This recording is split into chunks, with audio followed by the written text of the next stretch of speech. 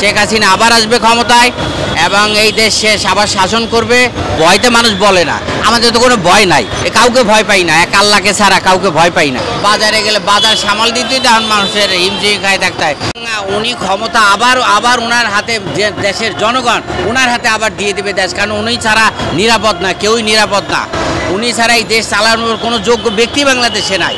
এটা জ্যোতিষশাস্ত্র আমার ব্যক্তিগত অভিজ্ঞতা থেকে, আমার বয়স তো কম হয়নি, তো আমার ব্যক্তিগত অভিজ্ঞতা থেকে এবং জ্যোতিষশাস্ত্রে থেকেও বলছি, এবং আধ্যাত্মিক একটা বিষয় আছে যেগুলা কানেকশন হয় আমাদের, সেই কানেকশন থেকেই বলছি শেখ হাসিনা আবার আসবে ক্ষমতায় এবং এই দেশ শেষ আবার শাসন করবে এবং দেশ ভালো অবস্থায় নিয়ে যাবে। এরপরে আর চুরি টুরি এগুলো তারা বাদ দিবে, বুঝতে যে দেশের কি অবস্থা হয়েছে, তারা এর পরবর্তী তারা সংশোধন হবে। শেখ হাসিনা হয়তো 2025-26-এর মধ্যে চলে আসবে, 25-এ আসার সম্ভাবনা বেশি, আর বেশি না, আরও কিছুদিন অপেক্ষা করেন না, এরপর ওনাকেই চাবে। এখনই আপনি খোঁজখবর নিয়ে দেখবেন, এত ভয়তে মানুষ বলে না, আমাদের তো কোনো ভয় নাই, জীবন আসছি চলে তো যেতেই হবে।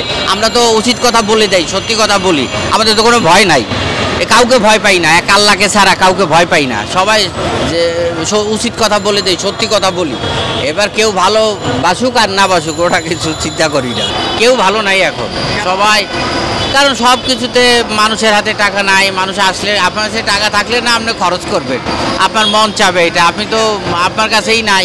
বাজারে গেলে বাজার সামাল দিতেই তখন মানুষের হিমশিম খায় থাকতে হয়। এখন অনেকে 3 বেলার জায়গায় এখন 2 বেলা খায়, 1 বেলা খেয়ে বেঁচে আছে, মানে বেঁচে আছে আর কি, এই আর কি, বেঁচে থাকা দরকার, তাই বেঁচে আছে। সরকারের এই অবস্থা অর্থনৈতিক অবস্থার কারণে এটা হয়েছে, বিশৃঙ্খলা অবস্থা। এখন চিন্তা করে আগে তো বাঁচা, তারপর হাত দেখা যাবে পরে।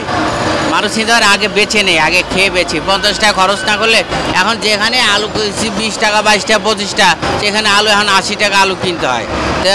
এইগুলো হাত দেখার মধ্যে মানুষ ভুলে গেছে যে দূর হাত দেখায় কাম নয়, আগে আলু কিনে বাজার করি, তারপরে দেখা যায়। আমি পেশায় 2011 থেকে আর কি, আমার তো অন্য পেশায় ছিলাম, তো এইটা আমার জানা ছিল আগের থেকেই। আমি রিয়েল এস্টেট বিজনেস করতাম, তো বিজনেসে আমি লস খাইছি, অনেক বড় ধরনের লস খাইছি। সে আর কি করব, কোথাও চাকরিও করার সুযোগ হয়নি, তো যেহেতু যেটা জানি তো এটা নিয়েই কাজ করি, এইভাবে কাজ করছি।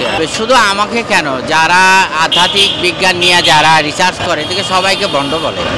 আর এটা শুনতে শুনতে আমাদের অভ্যাস হয়ে গেছে এটা মনে, কারণ যে ভণ্ড, যে প্রতারক আমাদেরকে যে যারা এটা বলে, সে নিজের ক্ষতি নিজে করতেছে, কারণ তার খুব ক্ষতি হয় এতে, সে বুঝতে পারে না, পরে টের পায়।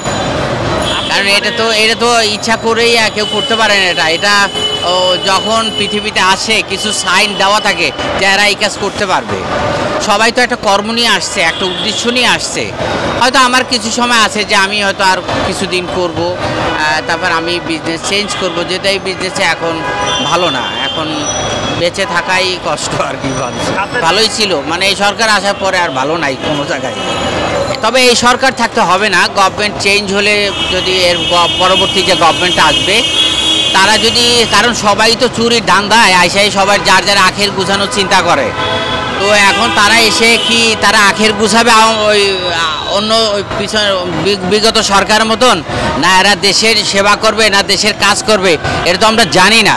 তবে অতীতের অভিজ্ঞতা থেকে বলতে পারি তারাও চুরিতে এক্সপার্ট, এবং তারা এটাও দেখাবে যে আমরা আওয়ামী লীগের থেকে সেরা।